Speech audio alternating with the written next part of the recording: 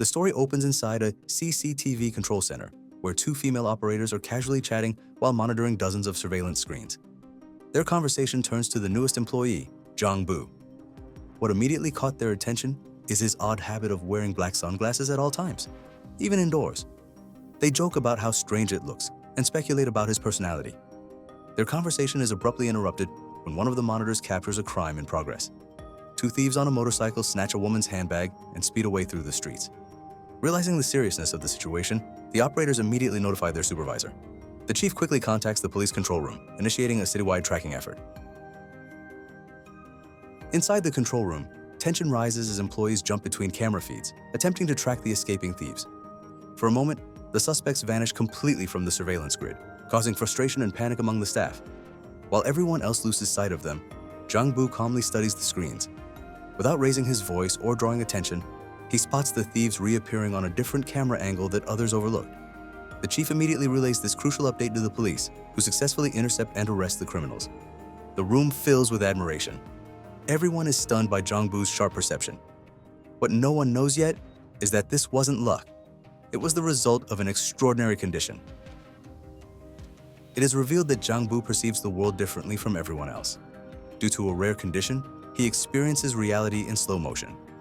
His mind processes movement at a drastically slower pace, allowing him to notice details others miss, every step, every turn, every fraction of a second. This ability explains how he tracked the thieves so effortlessly. For him, the world never rushes. Everything unfolds in deliberate, measurable frames. The story shifts into the past, to Jang Buu's childhood. In 5th grade, he is seen participating in a school race with his close friend, Sumi. As they run, something unusual happens. Time seems to slow down for him. He can see each runner's stride, every movement of dust beneath their feet, and even the expressions on their faces. Concerned by his strange experience, his parents take him to an eye specialist named Dr. Seok. After thorough examinations, the doctor diagnoses Jang Buu with a rare visual condition known as dynamic visual acuity. Dr. Seok explains that Jang Buu's condition allows him to see moving objects with extreme clarity. Whether it's a flying ball or a running person, his brain captures details others cannot. To prove this, the doctor throws a ball at high speed toward him, which Jang Buu catches effortlessly. However, the gift comes with a heavy warning. Excessive physical exertion could cause dizziness, and repeated strain might eventually lead to complete blindness. To reduce stimulation and protect his eyes, Dr. Seok advises Jang Buu to wear black sunglasses at all times. Determined to provide treatment, Jang Buu's father leaves the country to earn money, leaving the family behind. At school, Jang Buu's constant use of sunglasses makes him stand out. Other children mock him, whisper behind his back, and eventually bully him. Sumi remains his only friend, his safe place in a hostile world. Over time, Jang Buu begins to develop feelings for her, but his isolation slowly spreads to her as well. Because she stays by his side, other children begin teasing and avoiding Sumi too. Under pressure, Sumi eventually distances herself from Jang Buu, even though she doesn't want to. Suddenly, he is completely alone. The loneliness pushes him into despair. Believing his eyesight is the root of all his pain, he attempts to destroy it by watching television non-stop from an extremely close distance. Instead of worsening his condition, he becomes deeply attached to the dramas he watches. He studies every actor's expressions and movements with obsessive focus. Slowly, he stops going outside entirely. Time passes quietly.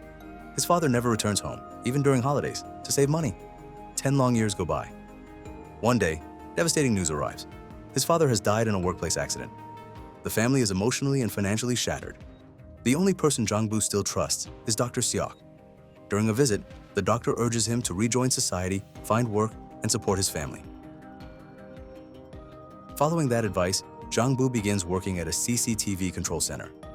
Watching surveillance footage feels familiar to him, like the dramas he grew up watching, except this time, everything is real. He speaks very little at work. His co-worker Byung-soo tries to befriend him, but Jang Buu mostly responds with silent nods. He spends his shifts carefully observing screens and counting people's steps as they move through the city. A simple question from Byung-soo, whether Jang Buu has a girlfriend, brings Sumi back into his thoughts. The next day, he visits her home and discovers she is struggling financially. A loan collector is already there, threatening her and demanding repayment. Unable to approach her directly, Jang Buu begins watching her through the CCTV cameras. He memorizes her daily routine, learning where she goes, when she eats, and how she unwinds after work. Every evening, Sumi stops at a cafe to buy a cold drink. Wanting to help in his own quiet way, Jang Buu places an abandoned sofa where she usually stands. She notices it that night, sits down, and enjoys her drink, unaware of who cared enough to do this for her.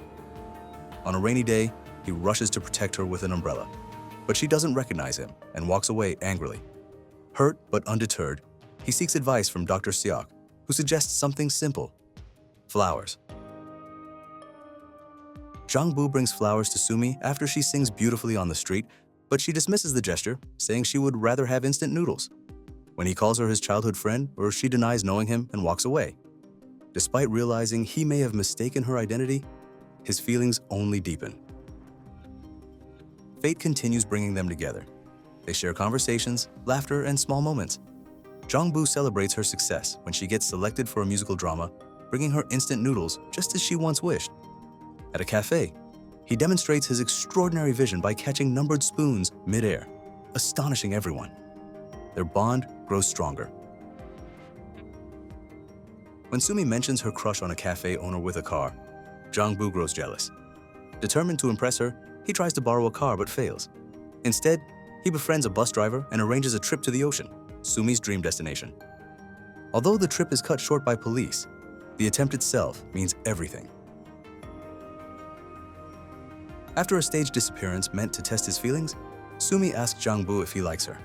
When he answers honestly, she removes his sunglasses and kisses him. But danger soon returns in the form of loan collectors. Under stress, Jang Buu collapses as his vision worsens.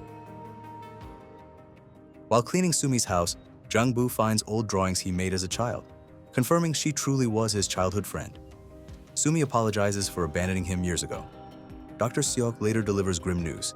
Jang Buu's eyesight is rapidly deteriorating. Preparing for blindness, he begins memorizing paths and counting steps wherever he goes. When Sumi is targeted by a kidnapper, Jang Buu risks everything to save her. The police arrive just in time, but Jang Buu is left nearly blind. Believing he will only burden her, he distances himself from Sumi.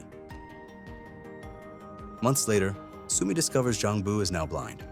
She follows him to an art gallery filled with paintings of her, created entirely from memory. In narration, Jang Buu explains that even without sight, he can still see her in his heart. In the final moment, he senses her presence and asks where she wants to go. Overcome with emotion, Sumi embraces him tightly. The story ends, not with sight, but with love that never needed eyes to begin with.